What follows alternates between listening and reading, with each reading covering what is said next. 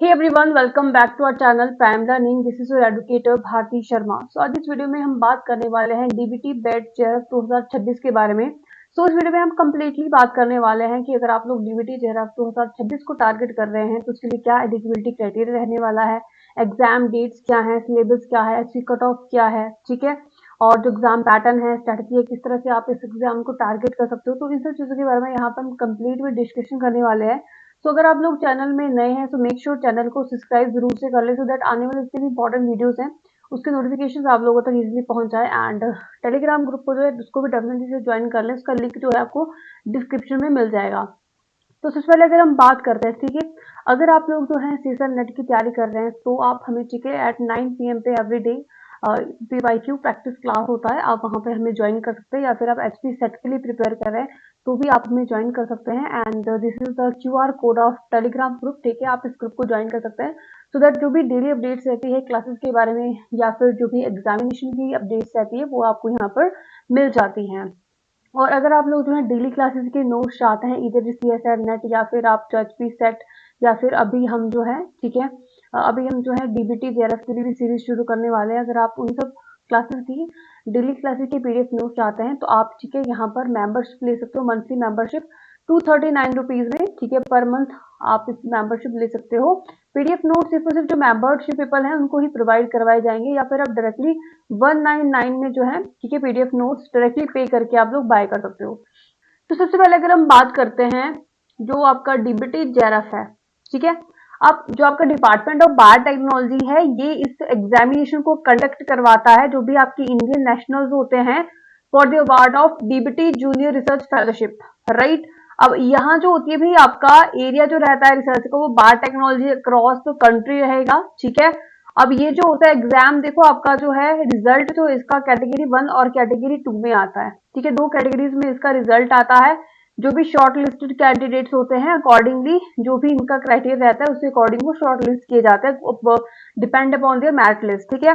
अगर हम बात करते हैं, अगर कैटेगरी 1 के जो स्टूडेंट्स है भाई ये एलिजिबल होते हैं टू अवेल द फेलोशिप, इनको डायरेक्ट फेलोशिप यहाँ पर मिलता है, जेआरएफ इनको मिलता है, ठीक है, at any recognised university institute across the India, जहां पर जो कैंडिडेट्स होता है वो एनरोल करता है पीएचडी प्रोग्राम के लिए।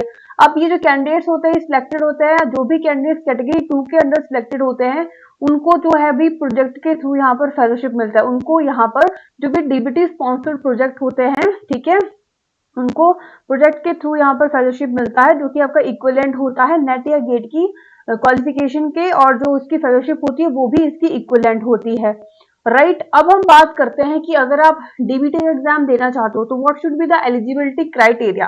तो अगर आपके पास 4 इयर्स या फिर 8 सेमेस्टर यूजी डिग्री है बायोटेक्नोलॉजी में, लाइफ साइंसेज में, अलाइड डिसिप्लिन में, जैसे कि आपका बायोमेडिकल है, बायो इन्फॉर्मेटिक्स है, केमिस्ट्री है, बायोफिजिक्स है, botany, chemistry, computation biology, genetics, microbiology, zoology और any other allied area of biology, तो आप यहाँ पर भी अप्लाई करने के लिए एलिजिबल होते हो, ठीक है। 4 इयर्स का अगर किसी ने इंटीग्रेटेड प्रोग्राम में एडमिशन लिया है यूजी डिग्री के पास उनके पास है तो आप यहाँ पे अप्लाई कर सकते हो। लेकिन अगर आपने 3 इयर्स ऑफ यूजी डिग्री किया है तो साथ में आपको 2 इयर्स ऑफ मास्टर्स यहाँ पे नीडेड है, राइट। अब यहाँ पे बोला हुआ है जो भी 4 या फिर 8 ईयर ऑफ सेमेस्टर बैचलर जो स्टूडेंट्स है उनके एटलीस्ट 75% जो मार्क्स है भाई उनके यूजी डिग्री में होने चाहिए, ठीक है। 5% रिलैक्सेशन यहाँ पर जो है, ठीक है, ये दी जाती है पर NEP 2020, राइट। अब यहाँ पर देखो जो आपके बीटेक वाले स्टूडेंट है, बीई डिग्री वाले स्टूडेंट है, उनको यहाँ पे 60% मार्क्स जो है जनरल कैटेगरी के लिए रिक्वायर्ड है, या फिर EWS OBC कैटेगरी के यहाँ पे 60% मार्क्स आपके यूजी डिग्री में होने चाहिए, अगर मतलब आपने बीटेक करके रखा है या फिर बीई डिग्री करके रखा है, या फिर आपके 55% मार्क्स जो है SC ST डिफरेंटली लेबल्ड, ठीक है, एबल्ड जो कैंडिडेट्स है उनके लिए यहाँ पर रिजर्व्ड है, ठीक है। अब यहाँ पर आपको जो भी कैंडिडेट्स है, सेकंड यहाँ पर एलिजिबिलिटी क्राइटेरिया है, अगर आपके पास मास्टर डिग्री है विच इज इक्वल या फिर इक्वलेंट डिग्री जिसकी मास्टर किया आपने, एमटेक करा है, MBSc करा है, फार्मा करा है, इंटीग्रेटेड MSc करा है, एमटेक करा है, MBBS करा है, ठीक है, इन बायोटेक्नोलॉजी या फिर लाइफ साइंसेज या फिर जो अलाइड डिसिप्लिन है जैसे कि आपके biomedical, bioinformatics, biochemistry, biophysics, botany, chemistry, computational biology, genetics, microbiology, zoology or any other allied areas of biology या फिर life sciences with 60% marks for the general EWS and OBC category and 55% marks for the SC, ST and differently abled जो candidates है in aggregate, right?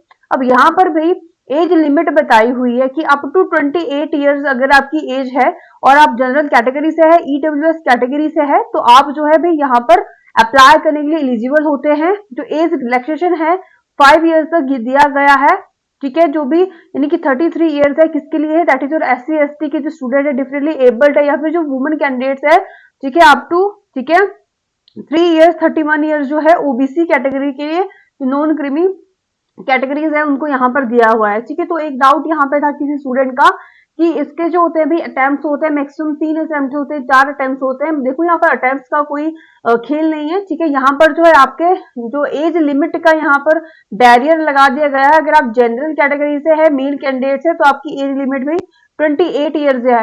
अगर आप 28 years तक है तो आप इस एग्जाम को दे सकते हैं।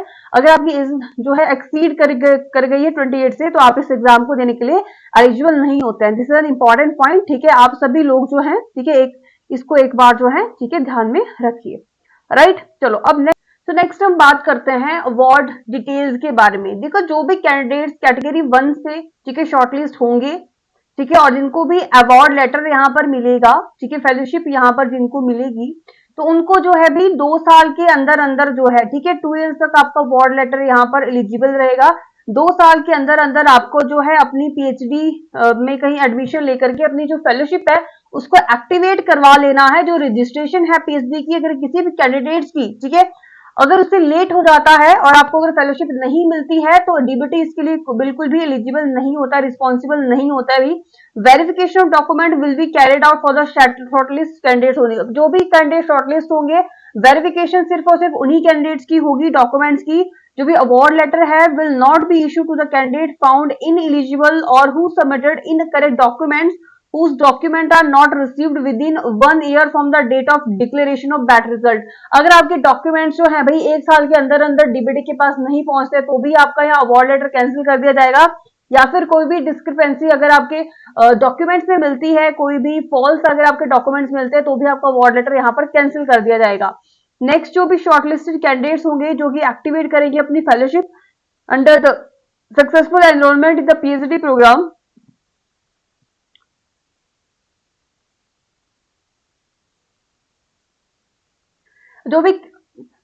जो भी शॉर्टलिस्टेड कैंडिडेट्स होंगे जो कि एक्टिवेट करेंगे उनकी fellowship upon the successful enrolment in the PhD programme at university institute across the India shall be designated as junior research fellow, ठीक है। उनको जो है 37,000 पर मंथ जो है भी 2 साल के लिए यहाँ पर मिलेगा।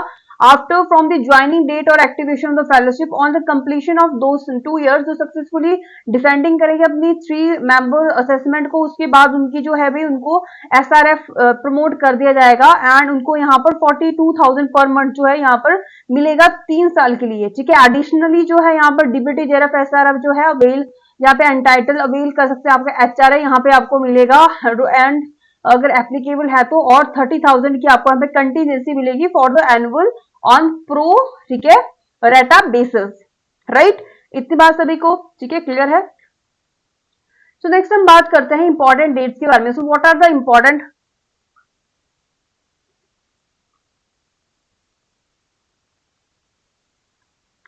नेक्स्ट हम बात करते हैं इंपॉर्टेंट डेट्स के बारे में। So what are the important dates, देखिए आपकी जो एप्लीकेशन फॉर्म्स है भी 19th ऑफ मार्च से यस्टरडे से फिलअप होना शुरू हो चुके हैं। आज 28th ऑफ मार्च है और इसकी लास्ट डेट जो है क्लोजिंग डेट है और ऑनलाइन एप्लीकेशन की वो आपकी 9th ऑफ अप्रैल 2026 रहने वाली अप टू 5 PM, राइट। और जो क्लोजिंग डेट है, ठीक है, submission of the application fees की, ठीक है, फीस जो है अब 9th अप्रैल, ठीक है, एट 11:50 PM तक जो है अपनी फीस आप सबमिट कर सकते हो।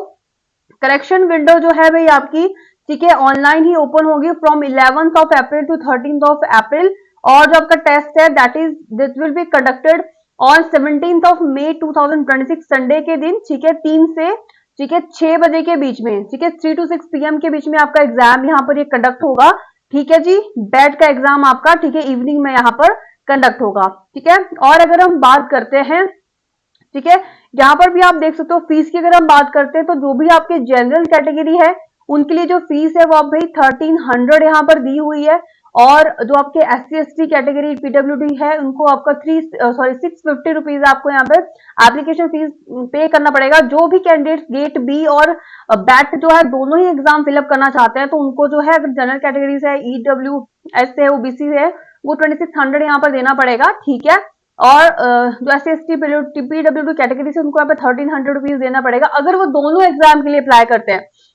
अगर सिंगल एग्जाम के लिए अप्लाई कर रहे हो तो 1300 आपको जनरल EWS OBC कैटेगरीज को देना पड़ेगा। SC/ST PWD वाले को 650 रुपीज यहाँ पर पे करना पड़ेगा। अब हम बात करते हैं पैटर्न ऑफ एग्जामिनेशन के बारे में। तो आपका जो बैट का एग्जाम है भाई, ठीक है, देखो सबसे पहले बात है मीडियम इसका ओनली इंग्लिश रहता है, ठीक है। पैटर्न जो होता है क्वेश्चन पेपर का that will be compromise multiple choice question इसमें रहते हैं। अब इसमें सेक्शन ए रहता है, सेक्शन बी रहता है। अब जो आपका भी सेक्शन ए होता है उसमें आपके 50 क्वेश्चंस होते हैं और वो कैसे होते हैं, कंपल्सरी होते हैं। सेक्शन बी में जो है आपके कितने होते हैं, 150 क्वेश्चंस होते हैं। इसमें आपको ओनली 50 क्वेश्चंस अटेम्प्ट करने होते हैं, ठीक है। आपको यहाँ पर सिर्फ और सिर्फ 50 क्वेश्चंस अटेम्प्ट करने होते हैं। यहाँ पर भी एक क्वेश्चन के यहाँ पे 3 मार्क्स आपको मिलते हैं, ठीक है। नेगेटिव मार्किंग होती है -1 मार्क्स की, ठीक है। यहाँ पर भी आपको 3 मार्क्स का रहता है, ठीक है। 3 मार्क्स आपके हर एक करेक्ट आंसर पे आपको 3 मार्क्स मिलेंगे और इनकरेक्ट आंसर पे आपको 1 मार्क्स यहाँ से आपको डिडक्ट कर लिया जाएगा। यानी कि टोटल आपका जो पेपर होता है भाई 300 मार्क्स का होता है, ठीक है। 100 क्वेश्चन होते हैं, 100 multiply by 3 that is 300, right. इतनी बात सबको क्लियर है। अब देखो यहाँ पर जो 50 क्वेश्चंस होते हैं, ठीक है, सेक्शन ए में, वहां पर आपको मल्टीपल चॉइसेस क्वेश्चंस होते हैं +2 लेवल के सब्जेक्ट में, जिसका वो जनरल साइंस हो गया, मैथमेटिक्स हो गया, केमिस्ट्री है, जनरल एप्टीट्यूड है, एनालिटिकल क्वांटिटेटिव एबिलिटी है, और यहाँ पर जनरल बायोटेक्नोलॉजी के कुछ क्वेश्चंस होते हैं, ठीक है। अब यहाँ पर नेगेटिव मार्किंग भी होती है भाई, ठीक है, और जो भी अनअटेम्प्टेड क्वेश्चंस होते हैं उसका आपको 0 मार्क्स मिलता है। अगर हम पार्ट बी की बात करते हैं उसमें 150 मल्टीपल चॉइस ऑफ क्वेश्चंस होते हैं। स्पेसिफिक एरिया ऑफ बायोटेक्नोलॉजी, जो भी कैंडिडेट्स है they have to attempt only 50 questions and each question carry 3 marks, ठीक है। और हर एक क्वेश्चन 3 मार्क्स यहाँ पर कैरी करता है। नेगेटिव मार्क्स 1 मिलेगा आपको, ठीक है। अनअटेम्प्टेड का कोई मार्क्स यहाँ पर नहीं कटेगा। अब देखो यहाँ पर थोड़ा सा डिटेल में हम बात करते हैं कि आपको भी एग्जाम में क्या क्या पूछा जाएगा। एग्जाम पैटर्न की डिटेल में बात करते हैं। तो देखो जबकि सेक्शन ए है, अभी हमने बात करी, इसमें एप्टीट्यूड आएगा और जनरल बायोटेक्नोलॉजी आपसे पूछी जाएगी, ठीक है। अब जो आपका भाई एप्टीट्यूड है, एप्टीट्यूड में क्या क्या आपसे यहाँ पर पूछा जाता है। तो एप्टीट्यूड में जो आपका जो कॉम्प्रिहेंशन टाइप्स ऑफ क्वेश्चन हो सकते हैं, नॉर्मल रीजनिंग हो सकती है, या फिर जो आपके क्वांटिटेटिव टाइप्स ऑफ क्वेश्चन होते हैं आपसे यहाँ पर पूछे जाते हैं। और जो आपकी जनरल बायोटेक्नोलॉजी होती है उसमें आपके बायोमोलिक्यूल्स, ठीक है, जो मेथड्स इन बायोटेक्नोलॉजी हैं, structure and function of eukaryotes and prokaryotes, cell and molecule biology होती है, R&DT है, जेनेटिक्स है, फाइलोजेनी है, इवोल्यूशन है, जीनोमिक्स है, प्रोटोनोमिक्स है, IPR है, बायोसेफ्टी एंड बायोएथिक्स यहाँ पर आपको जो है जनरल बायोटेक्नोलॉजी में पूछा जाता है, ठीक है। अब सेक्शन बी जो होती है आपकी स्पेशलाइज्ड ब्रांच होती है बायोटेक्नोलॉजी में। इसमें देखो तो आपको एग्रीकल्चर बायोटेक्नोलॉजी आता है, एनिमल बायोटेक आता है, biochemical engineering and industrial biotechnology, bioinformatics and computational, ठीक है, biotechnology, environmental and marine biotechnology, जो medical biotechnology, neuro sciences biotechnology, pharmaceutical और फार्मास्यूटिकल बायोटेक्नोलॉजी। तो यहाँ से भी आपको जो है सेक्शन बी में क्वेश्चंस आते हैं, राइट। सो अगर आप लोग डीबीटी जेआरएफ की तैयारी करना चाहते हैं, ठीक है, तो आप लोग कमेंट सेक्शन में बोल सकते हैं किन किन को जो है, ठीक है, इसकी डेली क्लासेस चाहिए, सीरीज चाहिए। तो आप सभी लोग जितने आप लोगों के कमेंट्स होंगे उसके हिसाब से, ठीक है, अगर आप लोगों के कमेंट्स अच्छे खासे होंगे, अच्छे खासे, ठीक है, लोग अगर बोलेंगे, स्टूडेंट्स बोलेंगे कि हमें जो सेशंस हैं इसके चाहिए, तो ही आपको यहाँ पर डीबीटी के सेशन जो है इसी चैनल पर आपको मिलेंगे, राइट। अब नेक्स्ट हम बात कर लेते हैं भाई इसकी जो कट ऑफ है वो कितनी जाती है। हम बात करते हैं 2025 की कट ऑफ के बारे में। तो देखो आपकी जो जनरल कैटेगरी है यहाँ पर 72.6% यहाँ पर भी आपकी कट ऑफ गई है, यानी कि 218 मार्क्स आउट ऑफ 300 यहाँ पर कट ऑफ गई है। एंड अगर हम कैटेगरी 2 के लिए बात करते हैं तो 70.67 यानी कि 212 नंबर जो है आपकी कैटेगरी 2 के लिए यहाँ पर जनरल कैटेगरी की कट ऑफ गई है, ठीक है। ईडब्ल्यूएस की बात करते हैं 66% गया है, ओबीसी के लिए 65.33, एससी के लिए 57.67, ठीक है, एससी के लिए, ठीक है, 50%, एंड जो डीए है आपका 50.33%, यानी कि अगर आप ईडब्ल्यूएस कैटेगरी से तो 198 मार्क्स आपको लेने पड़ेंगे। कैटेगरी 1 के लिए 196 आपके यहाँ पर ओबीसी के लिए गए हैं। कैटेगरी 2 की बात करते हैं तो 64% भी आपके यहाँ पर ईडब्ल्यूएस कैटेगरी के लिए 63% आपके कितने आपकी जो ओबीसी कैटेगरी है उसके लिए गया। अगर हम बात करें डीबीटी जेआरएफ 2024 की कट ऑफ के बारे में तो यहाँ पर देखो 72 आपकी जो है अनरिजर्व कैटेगरी के लिए ठीक है यहाँ पे कट ऑफ गई है। और कैटेगरी 1 की बात हमने करी, कैटेगरी 2 के लिए 70% यहाँ पर गई, यानी कि मिलती जुलती कट ऑफ जो है 2025 और 2024 में यहाँ पर कट ऑफ गई है। 2023 की बात करते हैं 73.67% यहाँ पर अभी तक की सबसे ज्यादा कट ऑफ गई है, ठीक है। और जो आपके कैटेगरी 2 है जनरल कैटेगरी के लिए 71.6% आपकी कट ऑफ यहाँ पर गई है, यानी कि अभी तक के जो है 221 नंबर जो है हाईएस्ट हम मान सकते हैं कि आपके डीबीटी जेआरएफ के यहाँ पर गए हैं।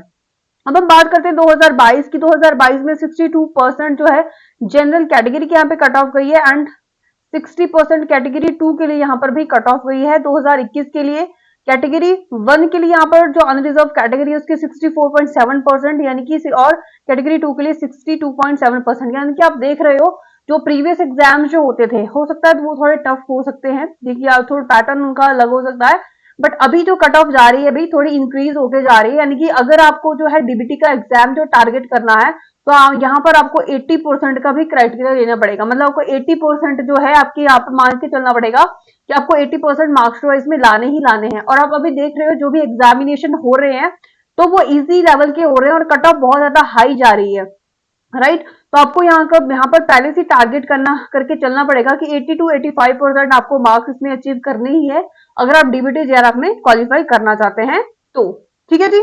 चलो नेक्स्ट हम बात करते हैं भाई जो चॉइस ऑफ एग्जामिनेशन सिटीज है, ठीक है। अब जो भी आप फॉर्म फिलअप करेंगे वहां पर आपको चॉइसेस दी होंगी, वहां पे आप देख सकते हो कोई भी ठीक है आप कौन सी सिटी में अपना एग्जाम देना चाहते हो, यहाँ पर कोई भी टीए जो है आपको प्रोवाइड नहीं करा जाएगा भी एग्जामिनेशन में, ठीक है, आने के लिए।